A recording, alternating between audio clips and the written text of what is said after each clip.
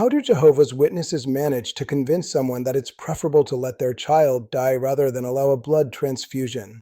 How do they get a person to accept that their kids will be bullied at school for not celebrating birthdays? What makes someone who has celebrated Christmas at grandma's house every year suddenly face their family and say they won't go anymore? In their new Watchtower Study Edition for January 2026, they tell us exactly how, and that's what we're going to analyze here. Are you ready? Before we get started, I want to make something clear. I deeply value my privacy. That's why the narrator's voice and image you're seeing were created with artificial intelligence. However, all the research, writing, and editing of this video were done by me, the creator. You can call me Nowachi.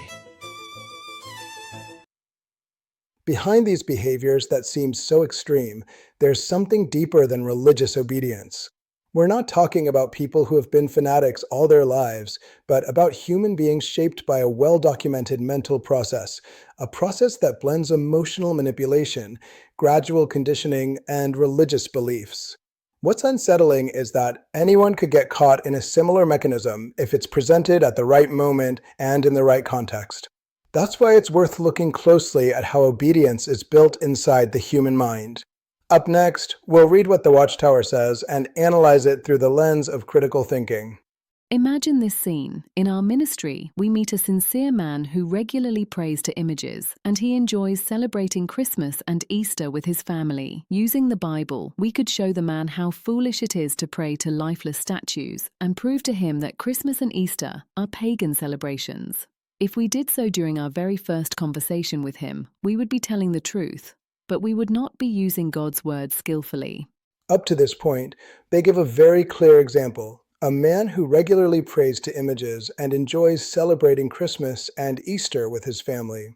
Right from here, they tell us that it wouldn't be using the Bible skillfully to tell him, on the very first visit, to stop praying to images or celebrating Christmas and Easter with his family.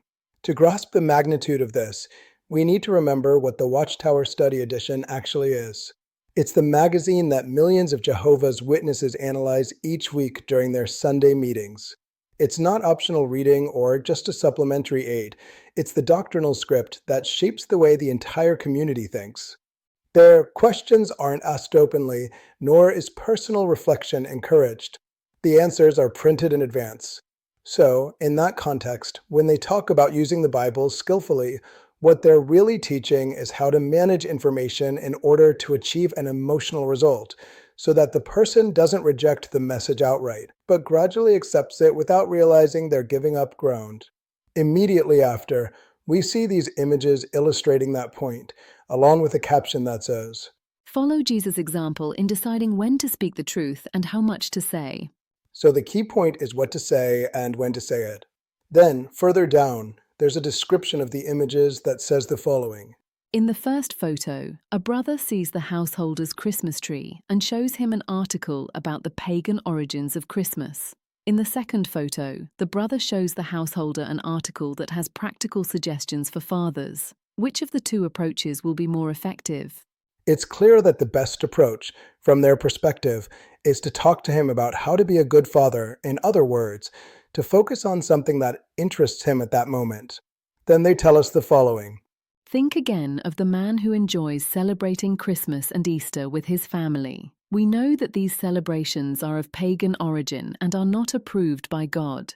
But imagine that you started studying the Bible with the man a week or two before Christmas. Would we be speaking graciously if we showed him what the Bible says about pagan celebrations and expected him to stop celebrating Christmas immediately? True, some students may quickly apply all that they learn from the Bible. Others, however, take more time to adjust their thinking and actions. We can help our Bible students make progress if we tell them what they need to know when they need to hear it, that is, when they are able to bear it. Knowing when to do it is, in other words, knowing when the person is already hooked. It's like when you go to buy a new car. You see it all shiny, with that elegant new design, and breathe in that new car smell. You check out the dashboard features, they offer you a test drive, your family gets in, and the kids say, "This car is awesome." And you already picture yourself taking family trips or heading to the beach in that beautiful new vehicle. Then the seasoned salesman notices it, and he knows it's time to close the deal. He takes you to his office, offers you a coffee, and shows you the financing plans that, according to him, will make paying for the car super easy. It's exactly the same thing. First, they make you feel good. Then, they make you imagine yourself inside the product. In this case, the product isn't a car, it's a lifestyle, an organization that promises certainty, paradise, community, and answers. It's like the guy who acts kind, attentive, and charming with the girl he wants to win over until he shows his true colors once she's already emotionally invested or in love. In short, that process by which, according to Jehovah's Witnesses, people find the truth and feel drawn by Jehovah to his loving organization looks much more like a worldly sales strategy than a divine calling. Psychologists have another way of explaining it. It's called the sunk cost fallacy. It happens when someone keeps going with something simply because they've already invested too much in it, even though deep down they know it no longer makes sense to continue. Let's start with this simple example. Someone opens a business, invests money, time, and effort, but the numbers don't add up. Every month they lose more, and even though they know it, they convince themselves they should keep going. Why? Because if they quit now, everything they've invested will feel wasted. So they continue, trapped not by the success of the business, but by the fear of admitting they were wrong. Now, let's bring this same mechanism into the field of religion. Someone starts studying the Bible with Jehovah's Witnesses. At first, everything seems to make sense, clear answers, kind people, an orderly environment. But little by little, the investment grows. They begin attending meetings, preaching, giving up certain habits, and distancing themselves from friends and family who don't share the truth. Each step involves them more deeply, and it becomes increasingly hard to turn back. Here's where another mental mechanism comes into play: cognitive dissonance. It's that discomfort we feel when reality and our beliefs don't match. Usually, instead of adjusting our beliefs to fit reality, we distort reality to avoid feeling bad. Up here, you can check out a video if you want to learn more about this fascinating topic.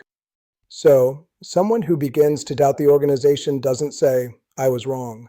They say, "This is the work of Satan the devil." It's a way to protect the ego, not the faith, and the more committed the person is, the greater the mental effort to maintain consistency. Gradually, what once seemed impossible to accept becomes acceptable. If they're worried about the issue of blood transfusions, they'll be told that there are now blood volume expanders, or blood fractions, that make transfusions unnecessary. That will reassure them. Of course, what they won't mention is that not all hospitals have access to those treatments, especially public hospitals, and that there are specific situations where transfusions are absolutely essential. If a parent worries about the bullying their children might face at school for not celebrating birthdays, Jehovah's Witnesses will tell them it's worth it because growing up in the organization, their kids will become well-mannered, well-educated. Happy individuals surrounded by the best friends possible. Of course, they won't mention that 1 out of every 3 children born into the organization eventually leaves it as adults. Nor will they say that if those children get baptized and later change their minds, the parents will be obligated not to socialize with them. This week, the Spanish newspaper El País released a documentary on YouTube in which several former witnesses describe how, after leaving the organization, their parents told them they were dead to them, or even that they would have preferred them dead rather than leaving. Those of us who are inside know that this reflects the mindset of many parents. For me, and I'm sure for many of you as well, hearing these real stories only confirms that we do not share the values of this organization. But coming back to our main topic, this is also an example of how behaviors that most people would consider inappropriate, cruel, or even immoral gradually become normal as a person's involvement deepens and the sunk cost fallacy and commitment bias begin to take hold. The more time passes, the harder it becomes to leave, because by then, the person hasn't only invested hours of study, but also their identity, relationships, and sense of purpose. Eventually, that person becomes so committed that they're capable of facing their own family and saying no to Christmas with grandma. They can watch their child suffer bullying at school for not celebrating birthdays, and yes, even be willing to let their child die rather than allow a blood transfusion. That's how powerful the sunk cost fallacy and commitment bias can be. Because when something becomes intertwined with our identity, leaving it feels like losing ourselves, and that's when it stops being a rational decision and turns into an emotional trap. If you've never been one of Jehovah's Witnesses, you're probably thinking, that could never happen to me. But that's forgetting that we're human and our minds work the way they work. There's no escaping that. No one is immune. All of us, at some point, have kept going with something just because we were afraid to admit we were wrong. A job, a relationship, an idea. That's why this topic isn't just about Jehovah's Witnesses. It's about all of us. About how the human mind would rather be right than be at peace. That's why, when a Jehovah's Witness tells you that the Bible study they offer is free and without obligation, it's more of a hook than an objective truth. And since it's better to prevent than to regret, I invite you to watch a video that's essential for anyone curious about studying with Jehovah's Witnesses. In it, I explain 8 things every person should know before, not after, starting a Bible study with Jehovah's Witnesses. Let me ask you something. Do you want this content to reach more and more people who need it? It's really simple, and it doesn't cost you a thing. Just hit subscribe, turn on a notification bell, leave a like, and share this video with anyone you think it could help. Thank you for being part of this project. See you soon.